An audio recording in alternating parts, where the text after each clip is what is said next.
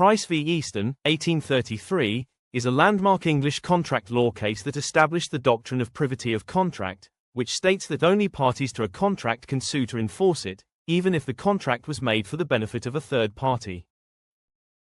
In this case, Easton promised X that he would pay £19 to Price in return for work done by X. X completed the work as agreed, but Easton failed to pay Price.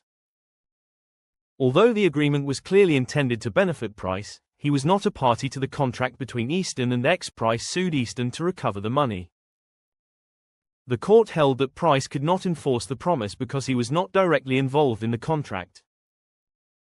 Since he had provided no consideration and was not a contracting party, he had no legal right to sue, despite being the intended beneficiary. Judgment was therefore given in favor of Easton. This case firmly established the principle that a third party, even if intended to benefit from a contract, cannot enforce its terms unless they are a party to it. The rule was later reinforced in cases such as Tweddle v. Atkinson and remained central to contract law until it was modified by statute in some jurisdictions. An example of this principle is where a father agrees with a school to pay his daughter's tuition fees, and the school agrees to provide education in return. If the father fails to pay, the daughter cannot sue the father based on that agreement, because she is not a party to the contract. Only the school can enforce it.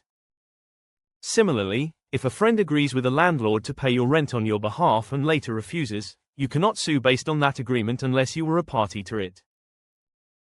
This illustrates how Price v. Easton emphasizes that contractual rights and obligations are limited to those who actually enter into the contract. Interested in learning more about contract law? Check out our other videos on legal precedents and their impacts. Subscribe for more insights, and remember, understanding your rights is crucial.